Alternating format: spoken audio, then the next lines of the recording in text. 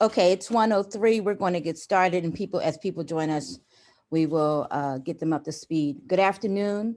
I'm Valerie Cofield, President and CEO of the Eastern Minority Supplier Development Council, and I'm pleased to welcome you to today's Up Next with American Water, where we will talk about doing business with American Water and their opportunities, not only in the local tri-state area, but also regionally and nationally. I want to thank Lawrence Wooten, Sharon Manker, and the entire American Water sourcing team for making today's session possible, for working very closely with us. For those who don't know, Lawrence is the Director of Supplier Diversity for American Water, and he is also an EMSDC board member. So there's no pressure today. Absolutely, we are very excited to have American Water, who is EMSDC's National Corporation of the Year, and has been a leader in ensuring that there is not only inclusion, but equitable opportunity for diverse businesses across their business enterprise. I want to thank the sourcing team for their commitment and their continued support of supplier diversity inside of American Water, but also continuing to show up and be intentional about engaging with the diverse suppliers that are looking to source through American Water. We thank you all, and with that, I'm going to turn it over to Lawrence Wooten, who will welcome you. Thank you, Valerie. Appreciate the opportunity to speak to the group today. You mentioned a key word, intentional, and it's become a buzzword in a lot of ways within our supply diversity landscape. But it is true, we work to be intentional about inclusion of diverse business and all that we do, and specifically minority-owned businesses, which is the majority of the group we're talking to today. I'm not going to speak a great deal today because I am one who believes it's important that suppliers have an opportunity to hear from the stakeholders. And on the call with us today, I have Bruce Ayton, who is the Vice President of Engineering for Pennsylvania American Water, and Pauline Geiger, who is a category lead from our supply chain organization for Pennsylvania American Water, along with one person I think we all know, Sharon Manker, who is our senior lead of supplier diversity and supports me a great deal in ensuring that we are intentional about what we do as a company. So I'm going to give a couple quick opening remarks about who we are. Majority of you, I'm sure, know who we are at this particular point, but I'm going to give a couple of quick opening remarks. One is at American Water, we start off every meeting with a safety message. The safety message today is about complacency. And as we all know, over the past, I call it 2 years now, we've been dealing in unprecedented times from the coronavirus and so on, us having to change the way we live and work on a daily basis. That can lead to complacency. And I can tell you it has happened to me, whereas, you're not traveling nearly as much as you did prior to the pandemic. You're working from home. You're probably getting up on a daily basis, putting on a pair of sweats. I'll raise my hand, putting on a pair of sweats and then going to work. You're doing the same routine day in and day out. You get up, you grab a cup of coffee, you get to work, you watch some TV, you go to bed and get up and do the same thing. Complacency. So my thing is that every once in a while, think about getting out, exercising, enjoying what you do have around you. Yes, we are opening up. We are getting better where we can go different places, but take advantage of the things around you is my message to avoid that complacency. I try to get out as much as possible, walk our dog. My wife and I, matter of fact, we just volunteered yesterday with Virginia American Water for a back to school drive. Look to volunteer, look to help others. During the height of the coronavirus, my wife and I both volunteered at the pop-up clinics for vaccinations and things of that nature. So my point is that this isn't over yet. So you have to be mindful of that, and to avoid complacency, take advantage of the things that are around you to make sure that you're not just sitting at home and getting stuck in a routine, because it's not good for you mentally, and definitely not good for you from a health standpoint. Next slide, Taryn. Who we are. American Water, well, this is Pennsylvania American Water, and this is how Pennsylvania American Water is broken out. Pennsylvania American Water is one of our larger states in our footprint. We are in over 45 of the 50 states, with Pennsylvania and New Jersey being some of our largest states at this particular point. I won't read the slide, but Bruce and Pauline will go into a little bit more detail about our operations in Pennsylvania. But what you can see from this particular slide is that we cover the entire state in terms of operation and providing clean drinking water to the public. Next.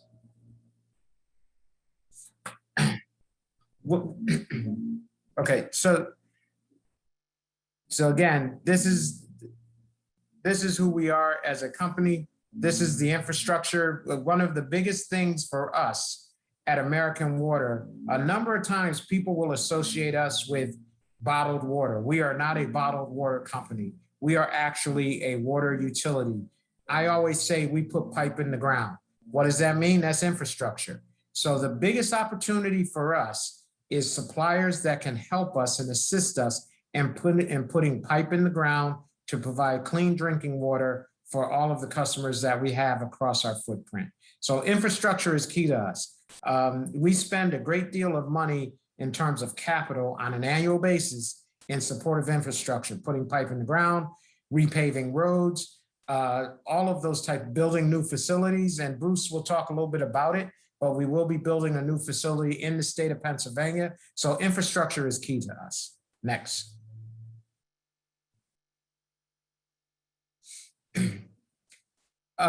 Again, these are more focused on what we do as a company, the different systems we have and so on. And as you can see across Pennsylvania, here are the different systems where we are located. And I'm sure some of these are familiar to a number of the folks on the call. So again, Bruce will be touching on where these opportunities lie for each of these particular wastewater systems. Next. Okay, Bruce, do you want to touch on this, about the infrastructure report card? Sure, I'm happy to, Lawrence. Thank you. Yeah. Unless you haven't been watching the news or paying attention to the internet, you do know that the infrastructure across the country has some challenges. I like to think that our particular infrastructure is in a little bit better shape. However, particularly the picture on the right is one of our pipes. And we do have multiple main breaks daily across the state. We have over 11,000 miles of pipe across Pennsylvania. And as Lawrence mentioned, right, we are one of the largest states, and for the eastern part of the country, we cover, from a regulated utility standpoint, most of the eastern seaboard. So we have operations in New York, New Jersey, Pennsylvania, Maryland, Virginia.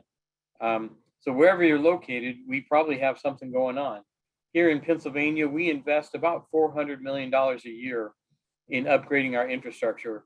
Where you see the broken pipe, we prioritize off of that, and we will replace a little over 100 miles of pipe main every year. So there's a lot of work going on, and it's across the entire state, as you saw in the map. As a company, American Water total spends about $1.6 billion a year across the entire company in invested capital.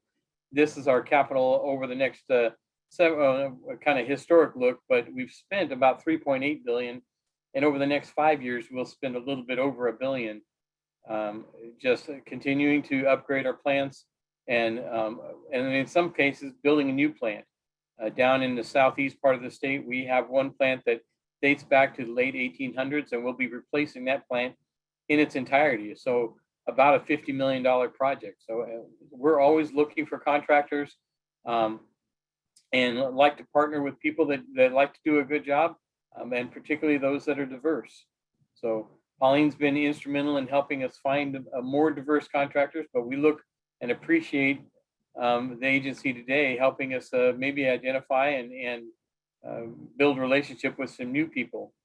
So as we mentioned, right, we do replace about 120 miles of pipe a year, and that's ongoing every single year. It started out early on in the 90s where we just got it started, but if you think about the development of the water and wastewater systems, it's really mostly been in the 1900s, all the way through the 20th century. But those pipes now are 100 years old and need to be replaced. And so we're working through that. And we replace a little bit over 1% of our pipe a year. So it's really on that rolling 100-year cycle now that we'll be replacing pipe.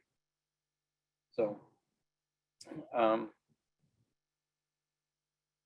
I can speak to this as well. You know, we do work with many customers, and some need assistance. And so we actually sponsor and help promote customer assistance programs where people who can't afford to pay their water bill get their water bill paid one way or another. And you know, we are a for-profit business, so we don't just get to give everything away for free, but we do work with local governments and people who have legitimate financial need to make sure that everyone, because water is life, water is crucial for people to be able to survive. And so we work with the local communities to help administer this and make sure people can manage their bills. We partner with the communities that we're in. We do firefighter grants, local community grants. Our union folks actually often through their union will go out and do particular community service projects. I came from Missouri before, and our local union group went and built a boat ramp in one of the rivers there. We live and work in the communities where we're at. So we're part of that, and we take pride in just being part of the team there in the local community, whether that's the Boy Scouts, the schools, coming in, helping educate people on the water resources, working together with our firefighters, both in safety training. Often we'll have the local firefighters come to our facilities to help do safety training, or partnering with them to even build training facilities where we can provide water for them to learn to fight fires. So I think maybe as I transition this back either to Yep. Sharon or Pauline. Yeah, I'll take a few minutes and talk a little bit about us, and then Sharon, you can take over and run with it. So next slide. Again, I'm not going to read the slide. You can see the numbers itself, and this is changing on a daily basis, but we deliver over 1 billion gallons of water is treated and delivered every single day. Our employee numbers continue to grow, and as you can see, we have a long history of providing clean drinking water to our customers. Next. This is just talks about who we are. As I mentioned, and I won't belabor it, we are in approximately 45 of the 50 states and in 16 regulated states where we are monitored by state commissions in ensuring that we're meeting the needs of the public and our customer base. Next, this just spells out that regulated piece. In the blue is where we are from a regulated perspective. Next. We also, this is very important. You know, when you think of American Water, as I mentioned, we're a water utility, but as you can see, we have the MSG group, which is the military services group. We manage water systems on military bases. We're up to, I think, around 17 now where we manage the water systems on military bases. And I can tell you, this is near and dear to my heart, because as a Marine, I was stationed at Camp Lejeune for a period of time. And after, I'll say 30 to 40 years, they realized that the water at Camp Lejeune was contaminated.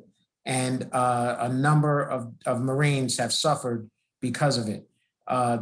Sometimes if you don't do something well, you probably shouldn't be doing it. So the fact that the US government and the military services have decided that we need to outsource this piece of who we are is a good thing for our soldiers when they are on the local facilities. In addition to that, Homeowner Services Group provides insurance to homeowners in terms of If you have a water line that ruptures in your home, you are responsible from sidewalk to your home for that particular property. So homeowner services provides you with insurance to cover those costs associated with that. I will say one of the big clients we have in this particular space, which is close to EMSDC, is the city of Philadelphia. And I can tell you, when they signed up that contract, they had a goal of 60% minority business inclusion, and they are meeting that particular goal at this point. So next. Okay, I'm going to turn it over to Sharon Manker, and Sharon's going to talk a little bit about our strategy and then get back to where the true opportunities are with Bruce and with Pauline. So thank you, Sharon. Thank you very much, Lawrence. A lot of the information that you're going to get today, especially about our strategy, both with the tier 1 and tier 2 level, is already found at amwater.com. American Water has a 5-year progressive goal. What does that mean? That means each year we're going to increase our spend with diverse suppliers, and we do that at both the tier 1 and tier 2 level. The different slides that you're about to see coming up are just going to describe some ways of how we do that. We do that inclusively in policies and practices that we have internally. We do that by making sure that there's contract language with our primes, and we do that with a lot of outreach, and we track those goals internally on dashboards, on our procurement volume and spend, and we also track the diverse certifications that the suppliers have. Another way that we do the increase our presence in the supplier diversity space is making sure that we help develop our current suppliers. We have primes that say, I don't know how to meet suppliers that are diverse to meet my business needs. We meet with them. We see what their business needs are, and we direct them to places like EMSDC and NMSDC to go sign up and become members so they can be able to access those databases. We also invite them to come to events with us for outreach. A part of what we do in outreach is we host these strategic partner meetings with our primes.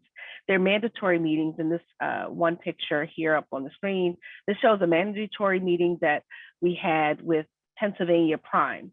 We actually had them come in and we talked about, very candidly, about supplier diversity. What is it? Why is it important? What are we supposed to do? What are they supposed to do to help meet our goal, and what they can do for our contractual goal? We also invite primes to come with us to events for virtual matchmakers so they can be matched to meet our business needs when we have sourcing opportunities.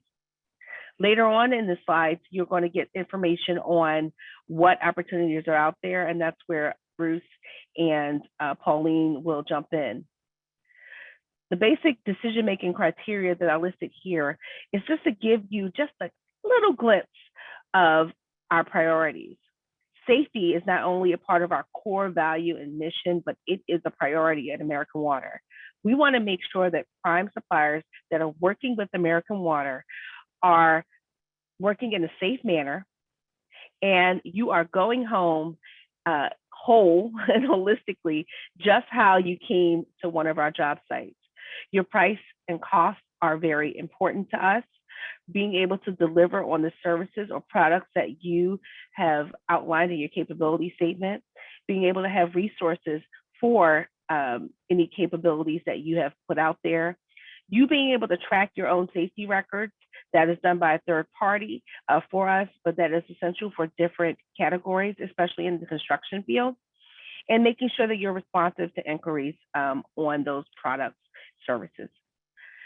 At a tier 1 level, this is our contract with a supplier that is certified. What does that mean for you? Certification has its privileges. Certification has its merits. We can't count our spend with you unless you're certified. We utilize EMSDC to get information on certified suppliers that will meet our business needs. We will say, hey, we have the sourcing opportunity that's coming up. What suppliers do you know have the capability within your database? And then they'll give us that information, and then we start some vetting on there in order to be invited to bid for our sourcing events. So that's a part of the tier 1 strategy. For tier 2, this means We have primes that, sorry, it cut out for a minute. We have primes that are non-diverse that are doing work with certified diverse suppliers, so it's certified MBEs. We ask them to report their MBE spend, MBE, WB, and VBE and LGBTQ and disabled owned 4 times a year. We have another service that we use, a system called Quantum, and that's where they report electronically, and that's where we can capture the tier 2 spend. But then how do they meet tier 2 suppliers? We create those opportunities. That's when outreach comes in. We ask our prime suppliers to go with us to events. We invite them to events like this so that they can meet you. We invite them to virtual matchmakers so they can go with us as partners and make sure that we can help grow their business and they can help us grow our business in that tier 2 space. These other slides are just going to explain to you what tier 1 and tier 2 mean to us. This is also found on amwater.com. But doing business with us, how do you do business with us? How do you connect with us? I know that the old version of cold calls and trying to connect and find the contact person within a corporate organization, that's pretty hard. For us, we streamline that process. We ask that you go out to amwater.com, and learn about us. Look at our ESG report, look at our annual report, also look at our National Supplier Diversity Strategy. Know what we're looking for. There's a document out there of what we buy. You can click on that and you can see the type of things that we buy. We do not have an outward-facing bid portal because we are a private company. We have our supplier portal. The supplier portal is where you need to go and you need to register. I know that people think, oh, another portal, another thing to do, another thing just to have my name on the list. But no, our portal actually goes to someone. That someone is me and Lawrence and our intern turned full-time employee, Rishi. Each profile that goes in, actually, we get an individual email that lets us know your profile's out there. What we do and what I'm training my counterpart to do is to go in, look at the profile, see if they have anything that can meet our current business need, and we'll identify that and let our business partners know to go out there and look for it. Also, as a part of development, if we see language on there or something in the free text field where you say, I have experience with XYZ utility, but da, da, da, da. If we need you to tweak something in your profile so that our business partners will be able to connect with you, meet with you, and understand your information better, we'll reach out and we'll let you know. So at the end of this presentation, you will get information on our supplier portal powered by Quantum. At this time, I'm going to turn it over to myself, sorry. This is just telling you the general things that are out there that we look for as far as industry codes.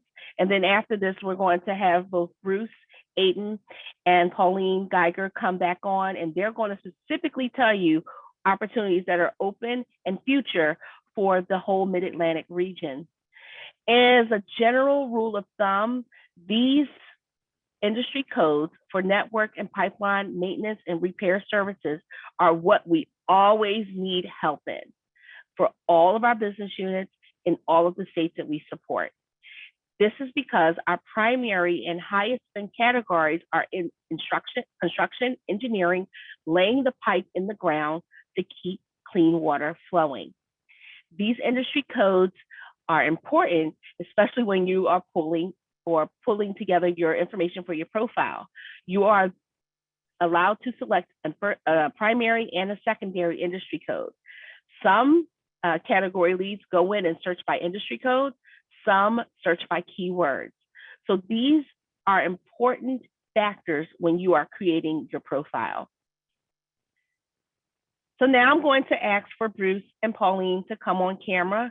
The next few slides show all of their open sourcing opportunities, and they're going to go over some high-level information about it. You all will get a copy of this slide deck with a list of these opportunities and instruction on our portal.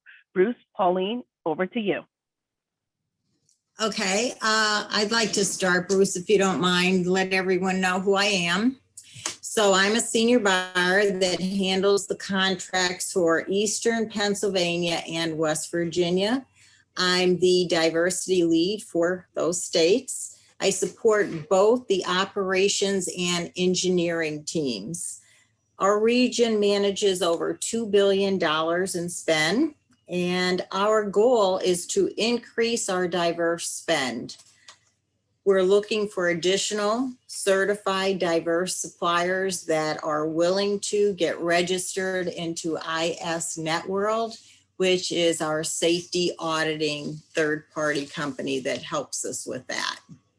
So with our updates, we're looking to identify potential tank repainting suppliers, diverse engineering consultants with process design experience for treatment and process-related projects, and construction contractors for process-type projects at treatment plants and projects that require construction of our new structures. So they're the type of suppliers we need help with and that we are currently looking for.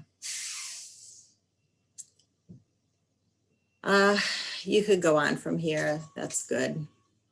So here are some, these are already bidding opportunities that we had in the past and they're already completed. So they are not open today. So you could go on. You can move on from those. Okay. Right here. So we have in 2022, we're looking for some geotechnical work for a tank. And that's in West Virginia. We can move on. So here are some more projects that we have coming up with water main replacements that we're looking for some more diverse suppliers so we could send some bids out to. More for 2022. And since you'll get this, you'll be able to see all of this later on. Okay, so everything here is what I've already spoken about, but as you could see, there are a lot of projects that are coming up for bid. So we do need help in finding additional suppliers to help us do some work. I was just going to mention, this is just an indicative list. It's not even an exhaustive list. No. Here in Pennsylvania, we have close to 200 projects running at any given time. So like I mentioned earlier, we're always looking for people. So if you have an interest or additionally, if you know somebody who's looking for work, coming out of the pandemic and stuff, we're regularly looking for people too. We have probably on our American Water website, we have 180 open positions right at the moment. I see the question about discussing projects in Missouri. So it's very similar to the project that you see here. Missouri will have very similar projects as well. There's about, say, 6,500 miles of pipe in Missouri. I was in Missouri before, and they have regular main replacement. They have a lot of treatment plant work as well. They invest something close to between $200 to $300 million in their infrastructure every year. And we can connect you to the people there as well. That's easy to do. I'm just looking at some of the questions real quick.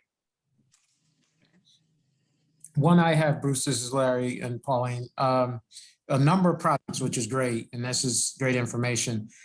Are these projects scoped already? So are scopes of work created for a number of these already, or are they ongoing? I would say it's both. But many, we have a scope of work already put together. Some we're still in development, or we may be looking for engineers. And we oftentimes we work together as a design build option as well.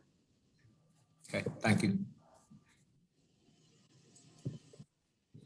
I'm just going to come on, and I think some of these questions that are coming up are relevant. Larry, do you have any problem with us just proceeding to the Q&A? Nope, not at all. Okay, because they tie all in. So I was just typing some answers for them, Sharon. So I'll keep typing. You go ahead and talk. All right. So as a certified diverse supplier, how can you access RFPs and bids for upcoming opportunities? We did mention previously, we do not have a outward facing bid portal. Your best option is to get into our supplier diversity portal so that you can be found when there is a sourcing opportunity. Opportunities that present itself like this when we do these doing business with American Water seminars and webinars give you relevant information on open sourcing opportunities. The next question is, can you put in more than one scope of work code in your company has several codes? In the supplier diversity portal, the answer is yes. You do have a primary and a secondary, but there's a free text field, and you have capabilities to add in your capability statement in any brochures. It's an unlimited amount of information. Next one. I'm an engineering consulting firm. What is the process for design process related project experience?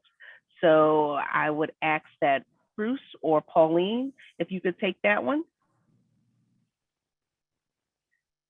Specifically for an engineering firm. Yep, just sent the answer. Okay, hold on, let me see.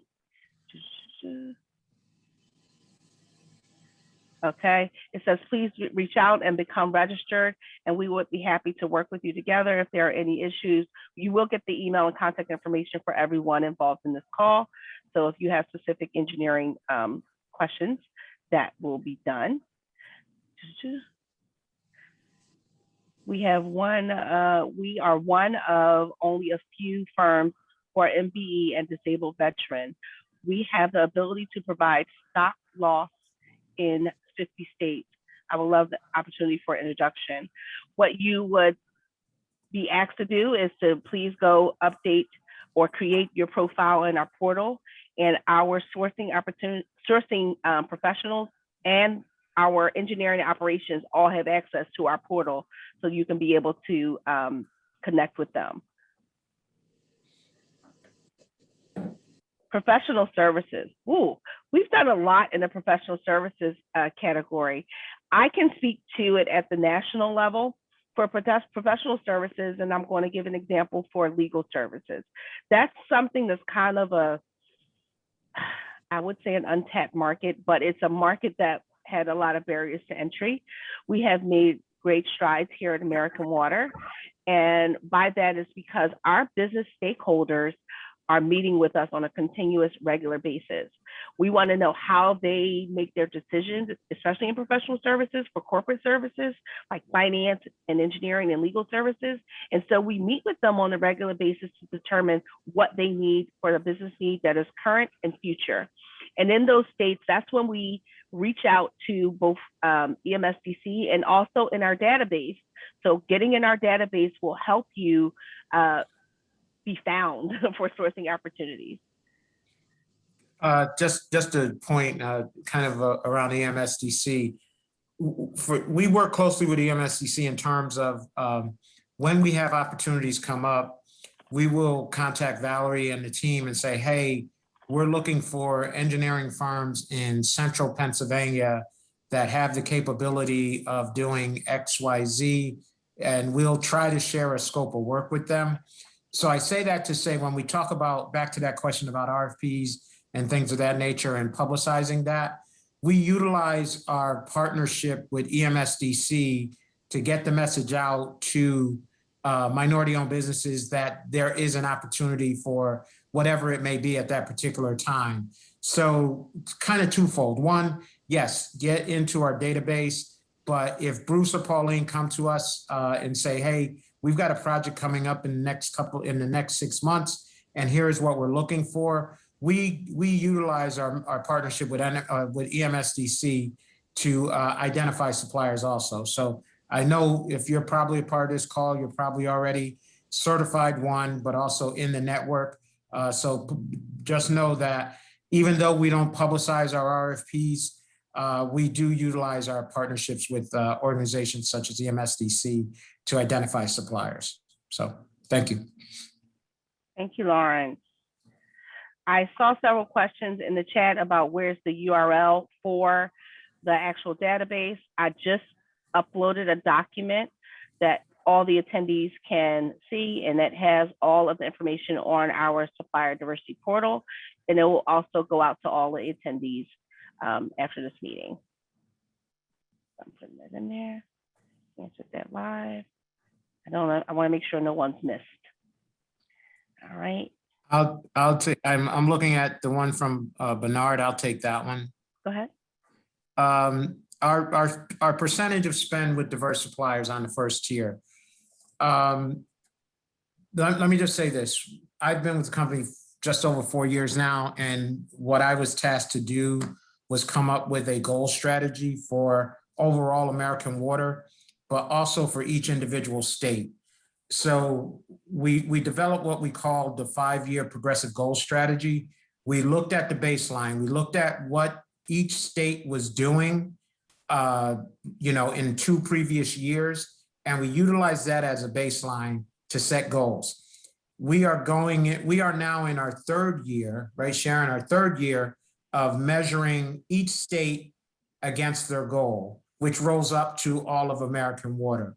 And I apologize, I'm not going to share our actual percentage where we are, but I can tell you we have a very aggressive goal strategy. And over the past 3 years, we've exceeded performance at this particular point. I will tell you, at the end of the day, after 5 years, we want to be at about 25% of spend with overall diverse business, and that diverse being minority, women, veteran, LGBTQ, service disabled veteran. We do not count small in that, but we want to get to about 25% of spend. Once we get to 25% of spend, and we are on the track of meeting that. Once we get there, the task will be to say, okay, how do we continue to grow? So that's where we are in terms of that. We are very aggressive in this. This is from top down in terms of our states performing to this. Each state president has to speak to the goal on an annual basis on how they're doing in this particular space. So this is being monitored from the most senior levels of American Water. Hopefully that helps and answers that question. Thank you, Larry. Also, what I'm showing up on the screen is the information for the document that I put into the chat, and this is the URL for our portal. Again, you will get this after this presentation. The next question I have here is in regards to IT services. Larry, do you want to speak to that? Which one is that? What is it? I'm sorry. There are a few IT managed services company focus on network, desktop, application development. Are there many opportunities in IT services space? When we talk IT services and we talk desktop and things, well, number one, yes, there are opportunities within the IT space. As I mentioned, each state has a goal.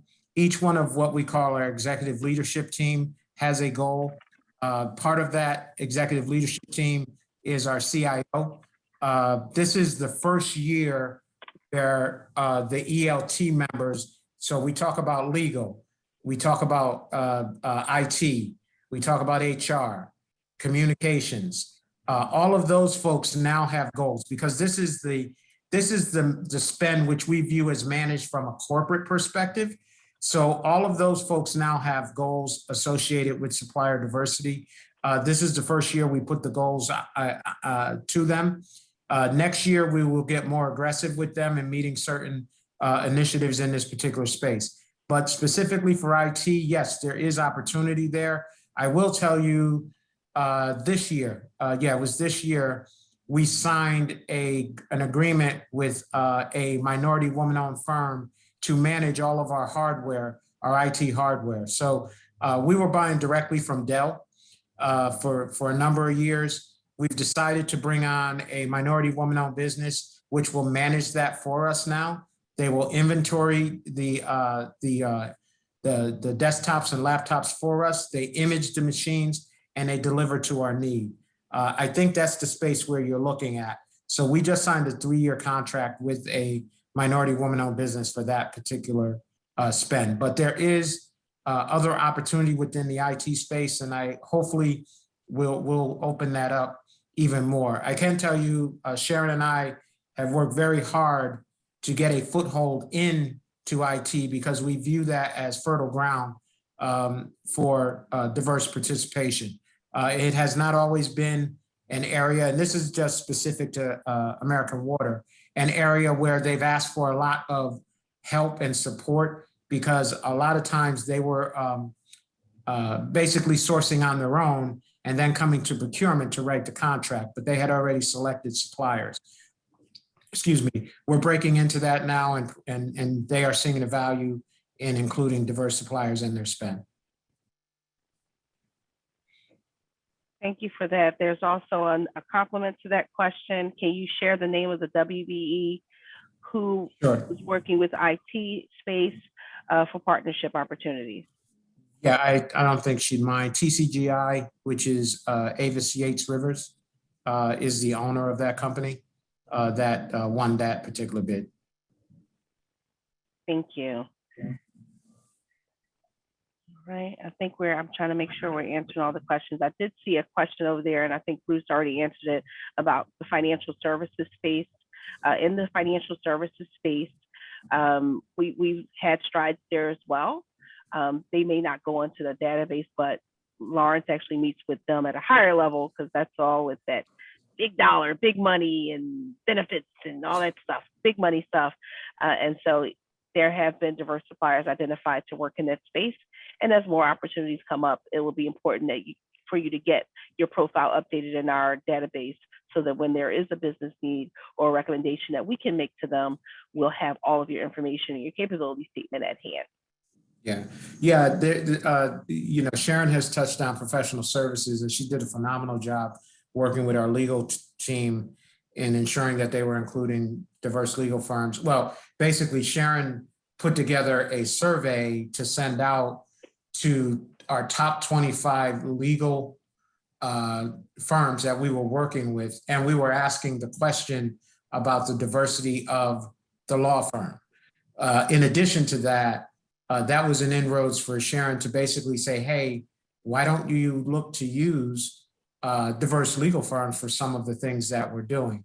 So we are getting more involved from a legal perspective, hence professional services, and we talk about finance.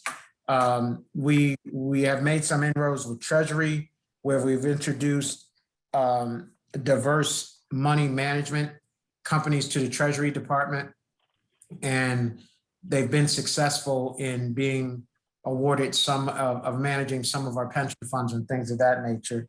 I think we could do a lot more, but I can tell you that's a huge win, I think, for a company to utilize diverse money management companies for pensions and things of that nature. So hopefully we can get more inroads into that. And just to just piggyback off that, so the next phase and the strategy for legal services specifically is to actually host an event with the law firms, those large law firms, and we're trying to introduce tier 2 strategy for them because we have some, maybe a handful that actually report tier 2. And these are ones that have had longstanding relationships with American Water, or they have multi-year agreements. And so we want to then make sure that they know how to submit tier 2, but that they have partnered with diverse suppliers, especially MBEs, VBEs, WBEs, and so on, to meet their business needs. A part of that conversation is an education piece, because I didn't know that this could be counted, or I didn't know that this supplier could qualify as certified or to get certified as diverse. And in some of those instances where we've had success is we'll have the conversation with the law firm or the contractors, and they'll say, I have this person that's been doing this service for me for years, but I don't think they're certified. So that's when we have the opportunity as corporate partners to reach out to Val and Christine and Meg and the team and say, hey, this company needs to get certified because this prime is using them. here's their information, can you reach out to them? And we've had some successes in that space, and so we want to continue to expand upon that. All right, I think we have answered all of the questions in the chat. So I want to see if anyone has any other questions, and I'm going to show you where you can find our FAQs for American Water. Okay. Not seeing any other questions in the chat. I just wanted to let you know I frequently update, and this will be transitioned over to Rishi very shortly, but there is a page on amwater.com under About Us, Supplier Diversity, called FAQs. Now, the reason why this is important is because it's updated constantly.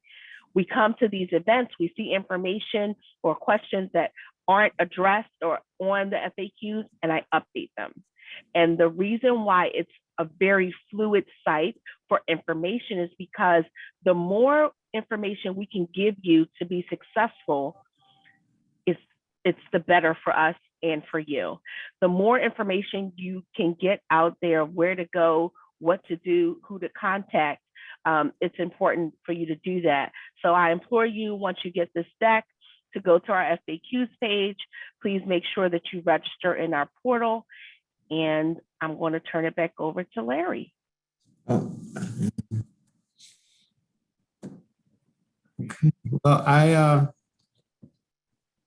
I don't have much more. I mean, the only thing I would say is that, you know, I appreciate EMSDC hosting events such as this.